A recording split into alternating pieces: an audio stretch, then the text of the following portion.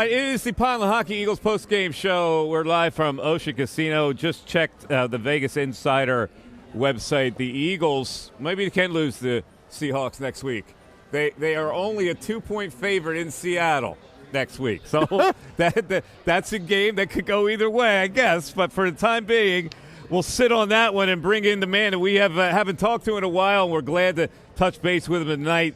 He is, of course, the great Derrick Gunn joining us on the Lehocky Eagles postgame show. D. Gunn, I know you were looking at this game, and just like if you were here, we'd be talking, we'd be complaining and bitching and moaning about this game, and we'd be beside ourselves on what we just witnessed against the Cowboys. Give us what you saw. Mike, I've been trying to come up with the appropriate word to describe what the Eagles put on the field tonight, and the one word I keep coming back to is uninterested. They played uninterested football tonight, and it goes back to that game against San Francisco. Their first two drives, they go down the field against the Niners. They come away with 3s instead of 7s. And after that, they played uninterested football the rest of the way there. They played uninterested football for 4 quarters tonight for the most part. They scored no offensive touchdowns. I didn't think there was a defense in the National Football League that could keep this team from scoring a touchdown. Even in a losing effort, they've scored 2 offensive touchdowns in the last 2 games. I've been going back and forth with a couple of players in the locker room, and I'm like, what the heck is going on? First response I got back was, we are very predictable. I said, predictable? I said, explain. Look at our pass routes compared to the Cowboys' pass routes. Our pass routes take too long to develop. Dallas gets their bleep out real quick. And I think if you sit back and look at the game, look at how quick Dak Prescott gets the ball out of his hands compared to the way Jalen getting the ball out of his hands. I did not believe that Dallas's offensive line, a good offensive line, could manhandle the Eagles' interior. They ran the ball right after tackles. I was extremely shocked by that.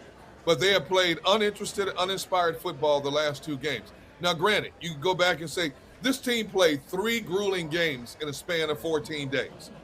3 grueling games. Nobody's going to take that as an excuse.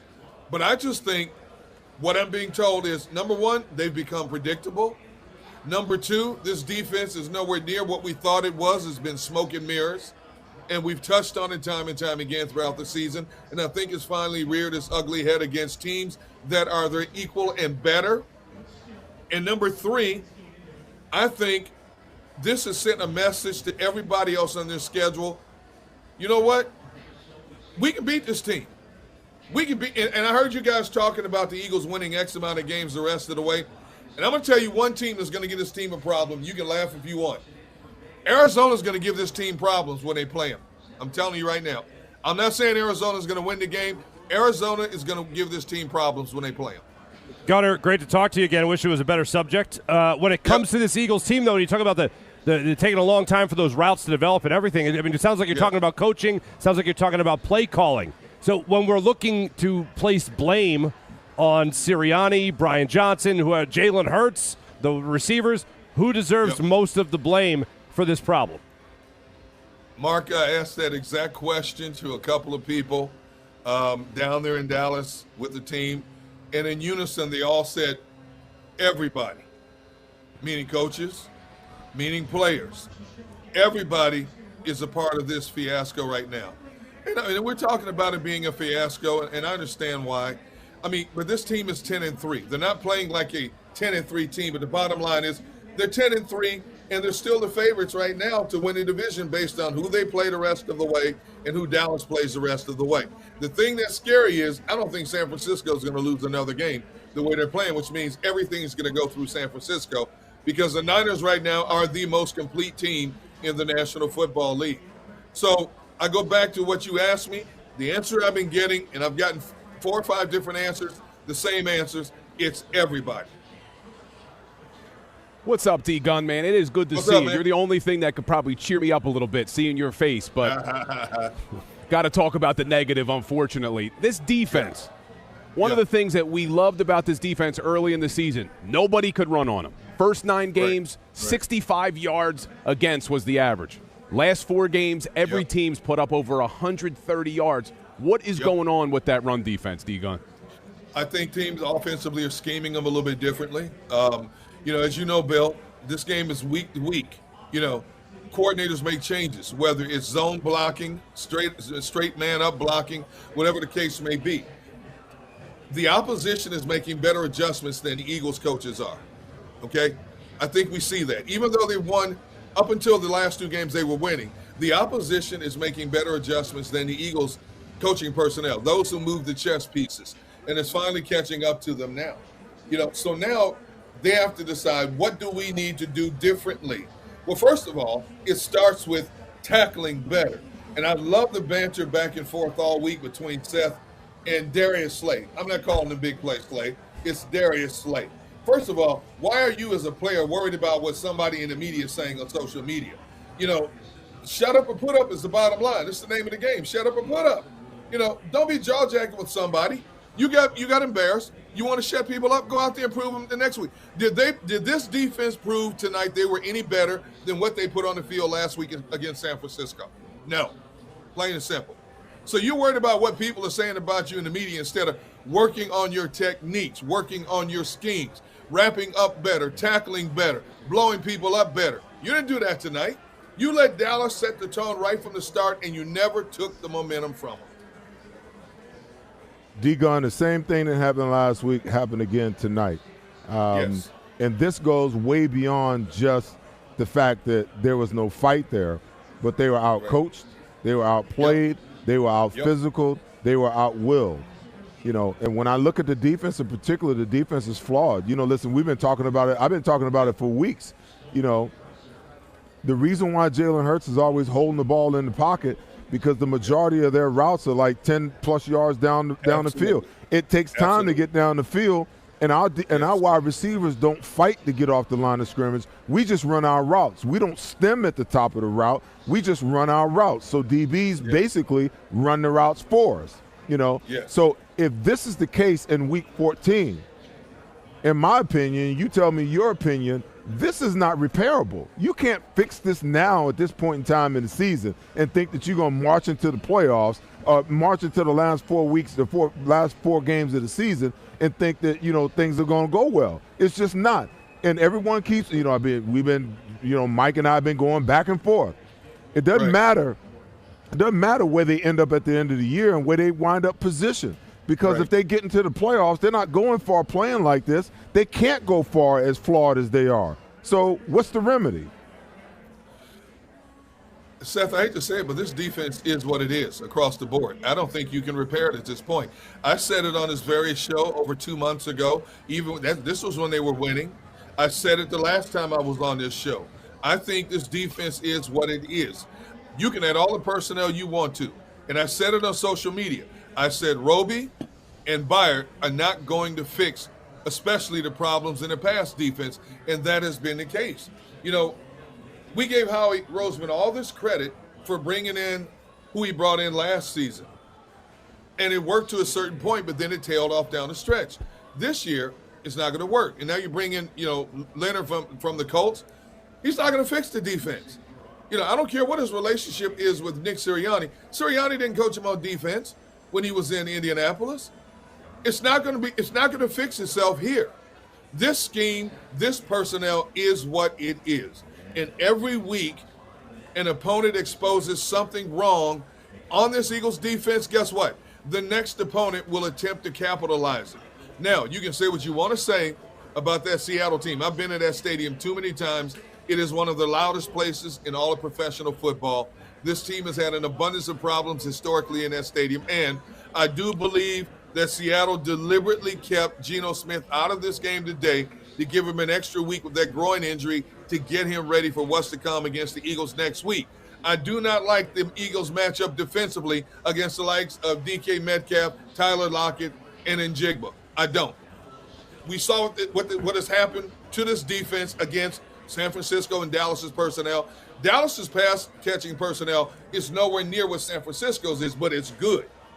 That Seattle pass-catching personnel, that is, if DK Metcalf can stay on the football field and stay in the game long enough, is a lethal trio of receivers. D, I'm seeing a pattern here, and I'd like for you to help me understand it. Okay. So, Jim Schwartz won a Super Bowl as the defensive coordinator for the Philadelphia Eagles. And in Super Bowl 52, he gave up 505 yards passing to Tom Brady and didn't want to talk about it. Okay? Right. A number of years later, he's now the head coach, the defensive coordinator for the Cleveland Browns. And they're one of the most feared defenses in the National Football League right now across the board. They pressure, they do it all. Okay? Jonathan Gannon was the defensive coordinator for this football team last year.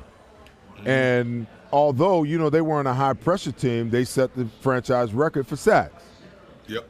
I look at Jonathan Gannon now. He's the head coach of the Arizona Cardinals, and it's not necessarily that, they're setting the world on fire, but he is bringing pressure and playing a different style of defense than we never saw that here in Philadelphia, okay? So Sean Desai takes over as the defensive coordinator of the Philadelphia Eagles. We want to make our opponents feel us. We're gonna be aggressive, but yet we look like the Jim Schwartz defense when he was here, and we look like the Jonathan Gannon defense when he was here. And both of those coaches are elsewhere, and none of their defenses look like it looked when it was here. So the question has to be: is this the defense is being called because this is how the organization wants it to be run and the analytics say to run it? Or is this the defense that Sean Desai is actually calling because this is under the Vic Fangio umbrella, so to speak? Because I don't see Vic Fangio playing this damn passive down in Miami either. If you compare last year's defense to this year's defense, Seth, I think it goes without saying. Look at the personnel they had last year compared to this year. Look at the depth they had last year to this year. You look at the people they lost, and we knew it was going to go through some growing pains this year, but we thought with 2 highly touted first-round picks and enough of the veteran presence held over to come back this year, we thought it would coagulate a lot sooner than it did. And it looked pretty good, as you guys were talking about early on. It was number 1 against the run in the National Football League. We were talking about Jalen Carter as the Defensive Rookie of the Year. I think his game is tailed off. Nolan Smith has been in the witness protection program for much of the season. I don't think he's made 5 plays all season, to be quite honest with you. The back end has been a mix and match of kids, veterans that are a year older, and all of a sudden help they're trying to bring in to patch up the leak in the dam. And it's not working this year. Football goes, Seth, I don't have to tell you this. Football goes game to game, season to season. What was shall not be every time you step on the football field. And I think this team that had the potential to be a really good defense has more flaws in it than we really realize, because, as Seth, I heard you say, we were so enamored with the fact that this team, and you heard me say it on the show the last time I was on this show, I consider this team like the Freddy Kruegers, the Jason of the NFL. Just when you thought they'd bury him, they rise from the ashes and find a way to get back at you. And now that is not the case. Those same little breaks they were getting for much of this season that helped them get to this 10-win plateau are now those breaks that are going against them. It's the laws of averages in the National Football League. D-Gun, are you ready to pronounce this season dead? No. You're not? No. Okay. No. I'm talking about in the context of whether they can get to the big game. Their chances are better to get to the big game if it runs through Philadelphia. If they have to go to San Francisco, I don't like their chances. We already saw that. That was not a fluke. What San Francisco did to them was not a fluke. San Francisco is the most complete team. I don't care about the 3 losses. Every team has its peaks and valleys. They were down in the valley. San Francisco is the most complete team in the National Football League. And to go through San Francisco, nobody's winning going through San Francisco. They sent a message already to the likes of Dallas and the Philadelphia Eagles. Well, that's where it's going to go. That's where it's going to go. We're pretty much convinced it's got to go through San Francisco. Yeah. So I guess what we're saying is we don't keep hope alive. You know what, though? The only thing I can tell you is, Mike, we analyze games, we break it down, we break down matchups, and we think we have it all figured out. I'm just not just saying us, but all the pundits across across the United States, everybody who watches football closely, analyzes football closely, and every now and then you get surprised. You know, you look at the history of the playoffs. Every now and then a team wins that you don't expect to win. All right. No. Fool me once. Fool me once. Fool me once. Shame on me. Fool me twice. Shame on you, D-Gun. Okay? Because I spent. Wait a minute. No, I get it. I get it. I spent the lion's share of this season defending this football team on a national level because people were just boo-hooing about what everybody else was doing. You know, that was the reason why the Eagles were winning so much more so than the Eagles doing what they were doing to actually win. Okay, I'm done drinking the Kool-Aid. You fooled me long enough. Okay, the truth is out. It is what it is. Until you can prove to me that you can put together a complete game on the defensive and the offensive side of the ball. Right. This team ain't going to the Super Bowl winning no Super Bowl, man. I didn't say that. Seth, well, I'm just saying. Seth, you've heard me say all season long, Seth, that do you not remember me saying I'm not completely sold on this team? Yes. And we've had those debates up in the green room, and, you know, I haven't changed one bit. And now it's starting to show itself. I'm not saying that this team can't go deep into the playoffs. I'm not saying they're going to the Super Bowl. I'm just saying, if you look at the history of the playoffs, I mean, think about it.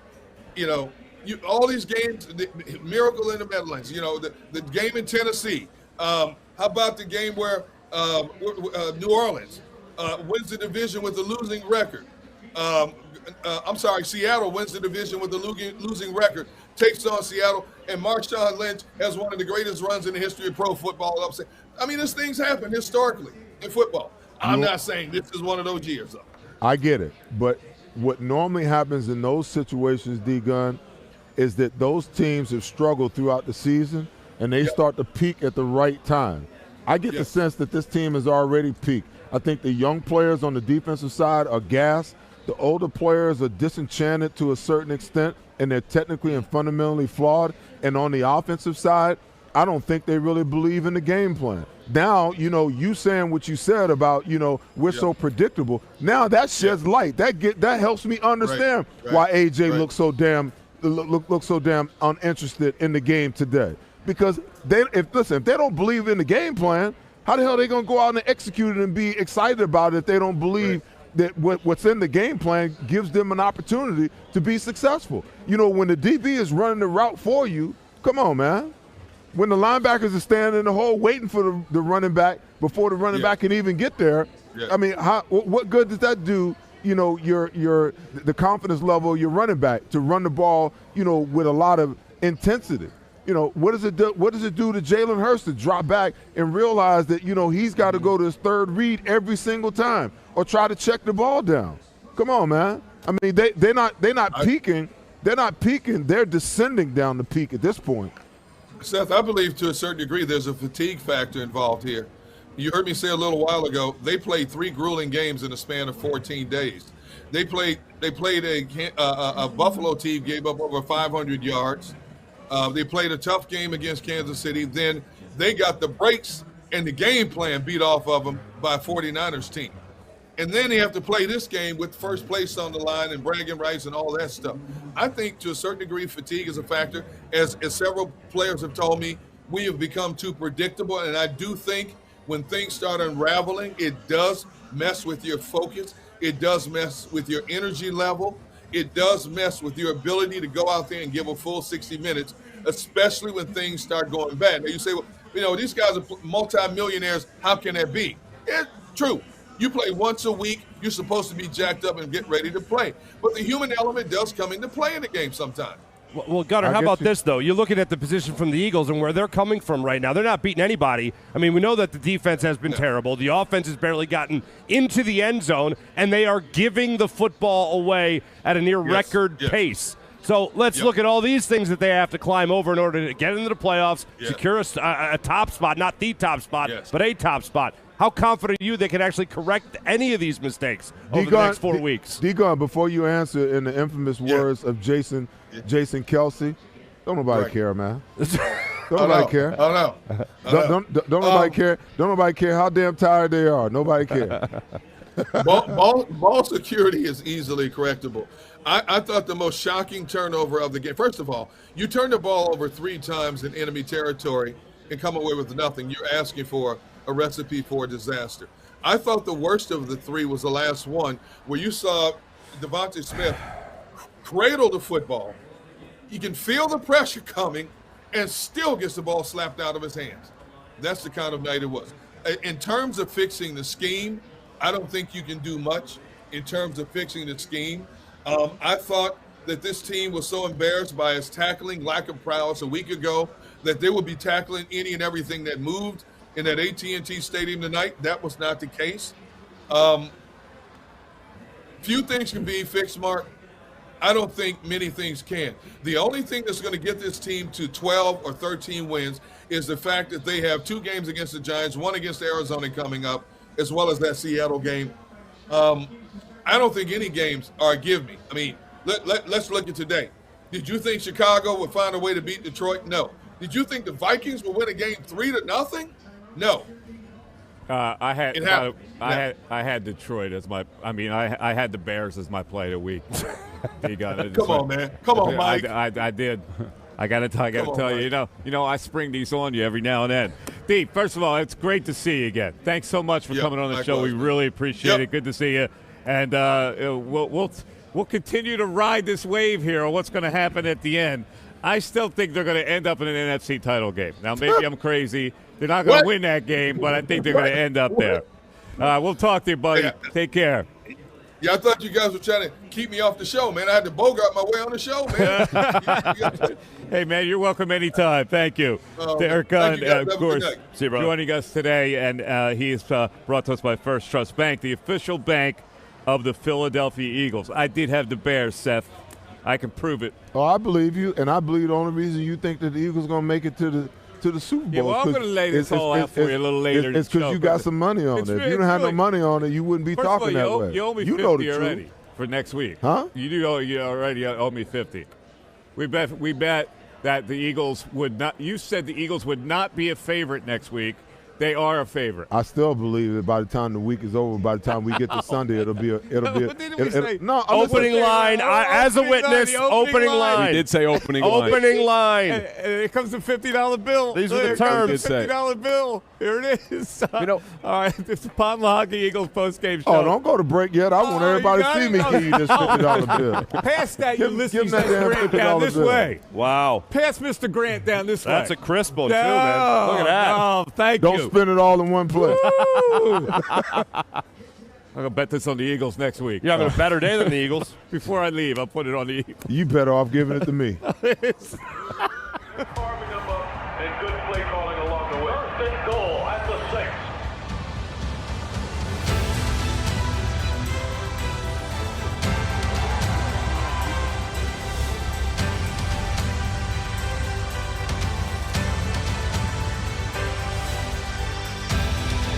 On the field of life, First Trust Bank is there for you. Champions on 3. 1, 2, 3. Because Philadelphia dreams deserve a Philadelphia bank.